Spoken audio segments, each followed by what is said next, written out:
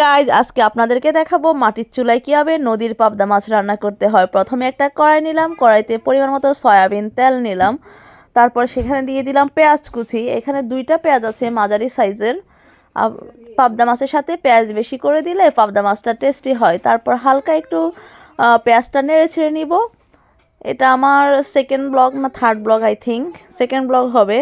Please share করবেন, subscribe করবেন এবং আমাকে লাইক দিবেন, কমেন্টস করবেন কেমন হয়েছে। সাথে পেঁয়াজের সাথে দিলাম 1 টেবিল চামচ রসুনের সাথে দিলাম আধা চামচ হলুদ কালার আসার জন্য।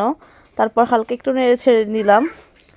তারপর এর সাথে দিয়ে দিলাম লবণ। তারপর দিলাম 1 টেবিল চামচ জিরাটা দিয়ে হালকা আরেকটু নেড়ে ছেড়ে নেবেন।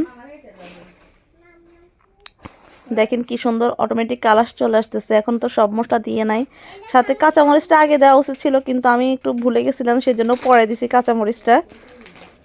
একটু নেড়ে ছেড়ে নেবেন। তারপর দিবেন আপনি যে পরিমাণ ঝাল খান সে অনুযায়ী আপনি দিবেন লাল মরিচ, গুঁড়ো মরিচ আর কি, গুঁড়ো লাল মরিচ নিয়ে একটু হালকা নেড়ে ছেড়ে নেবেন। তারপর দিয়ে দিবেন মশলাগুলো কষানোর জন্য পানিটা দিয়ে আর একটু নেড়ে ছেড়ে নেবেন যেন মশলাটা না বেজে যায় নিচে, যেহেতু নিচে আগুন জ্বলতেছে। তারপর ঢাকনা দিয়ে ঢেকে দিবেন। দেখেন কি সুন্দর কালার আসতেছে।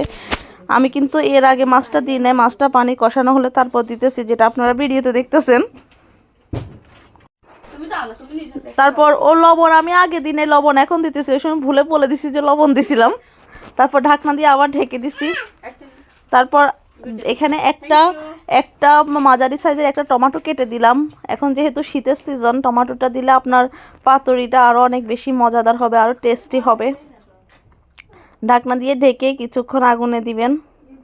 এখানে প্রায় 5 থেকে 7 মিনিট ঢাকনা দেওয়া ছিল। আমার মেয়েটা শুধু ভিতরে আমাকে ডিস্টার্ব করে। তারপর দেখেন কীভাবে আগুন জ্বলতেছে। মাটির চুলে আসলে রান্না করা অনেক মজা, যদিও ধোঁয়ার কারণে বিরক্ত লাগে। তারপর দিয়ে দিলাম, তারপর মাছটা হয়ে আসছে। তারপর ধনেপাতাটা দিয়ে দিলাম। ধনেপাতাটা দেওয়ার পরে দেখেন কি সুন্দর কালার আসতেছে। তারপর আবার ঢাকনা দিয়ে ঢেকে দিছি। আমি ভিডিওতে আসে না কিন্তু দিছিলাম। দেখেন কি সুন্দর কালার, অনেক মজা হয়েছে।